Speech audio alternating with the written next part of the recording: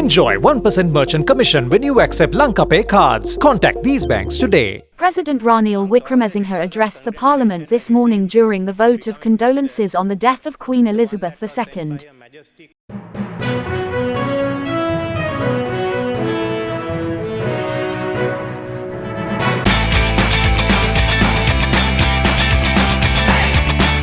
Honourable Speaker, amongst all the letters of congratulation I received on becoming President, the one that was sent by Her Majesty Queen Elizabeth II was special. It would have been, if not her last letter of congratulation, one of her last letters of congratulation. Her Majesty has been very frail after the death of her husband, His Highness Prince Philip, the Duke of Edinburgh. But no one expected a sudden passing away like this. 2 days before her death, we saw Her Majesty on television with the outgoing Prime Minister and the incoming Prime Minister. She looked a bit exhausted. But anyway, anyone who spends half a day with outgoing Prime Minister Boris Johnson and the incoming Prime Minister Liz Truss would have been exhausted, so that was nothing special. And then we heard of her passing away. The ceremonies are all over. But we have to grapple with the issue, what did Queen Elizabeth II mean to us, to Sri Lanka, the United Kingdom, to the Commonwealth and to the world?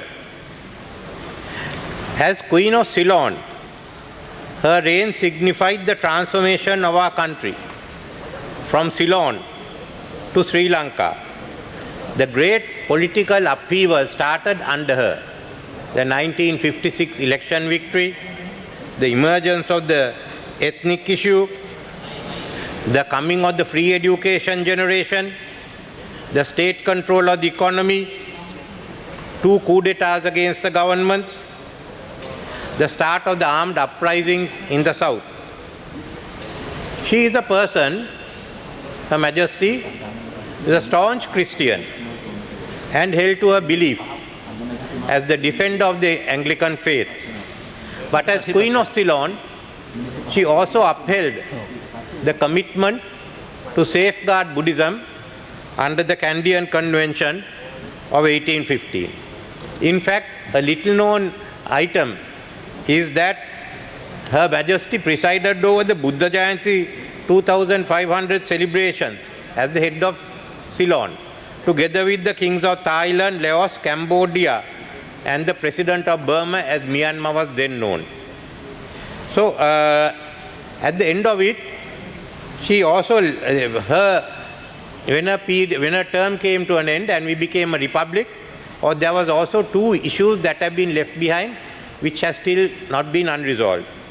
The conversion from a dominion of Ceylon into the unitary state of Sri Lanka, Republic of Sri Lanka, was the emergence of the ethnic issues, which led in turn to uprisings, and still the last part of it has to be resolved. Secondly, it was an issue that was raised. If we want a figurehead, why don't we have the Queen? Why do you need a figurehead president? I remember the late Mr. Siriwardana, editor of the Aththa, wrote editorial that we need not become a republic to become a socialist country. And then there was the issue that was raised by the then leader of the opposition,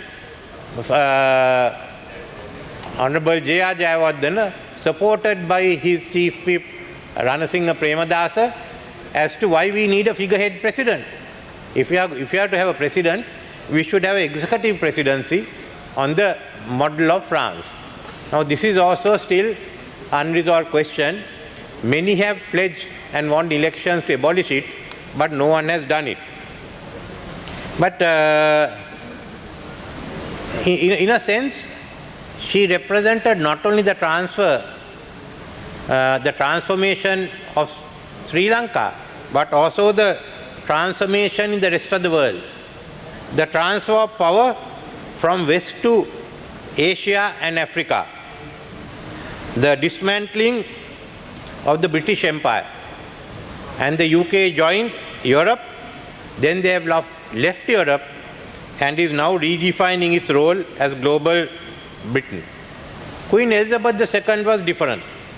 From head of the British colonies, she became head of the Commonwealth of Nations, the transformation which represents her greatest success, bringing together the West and the rest. This Commonwealth of Nations saw some of the most outstanding leaders of our time get together with Her Majesty the Queen. Sir Winston Churchill, Dame Margaret Thatcher, Pandit Jawaharlal Nehru, Sir Robert Menzies, Pierre Trudeau, Lester Pearson, Nelson Mandela, Kenyatta, Kenneth Kaunda, Nyerere, Nkrumah, Lee Kuan Yew, and Tunku Abdul Rahman were amongst others. In this transformation, Queen Elizabeth II became to us a symbol of stability, a symbol of adaptability. No other queen would have jumped off a helicopter with James Bond, and a symbol of duty. As a global icon, she outranked the UK, a nation which has now to chart its fortune without its greatest soft power asset, Queen Elizabeth, who was 100 times more powerful than the aircraft carrier named after her. It is to pay our respect to this global icon, which took many of us to the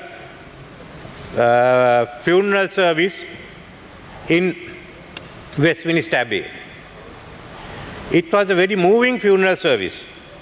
The most poignant moment began when all of us in the Abbey, Christian or non-Christian, joined in to sing her favorite hymn, "The Lord is my shepherd." Goodness and mercy all my life shall surely follow me, and in the God's house forevermore my dwelling place shall be. Queen Elizabeth II is no more. Therefore, I request, Honourable Speaker, and I am supporting the motion moved by the Honourable Prime Minister, to convey to His Majesty King Charles III and members of the royal family our condolences. I conclude this tribute to Queen Elizabeth II of Ceylon, the last of our royal line, which began with King Vijaya, with these verse: Anikka vatta sankarang, upadavaya dhammino, upaditva nirunjantu, te some people sukho. Impermanent are formations subject to rise and fall. Having risen, they cease. Their subsiding is bliss. Thank you. For more latest news, subscribe to FTTV.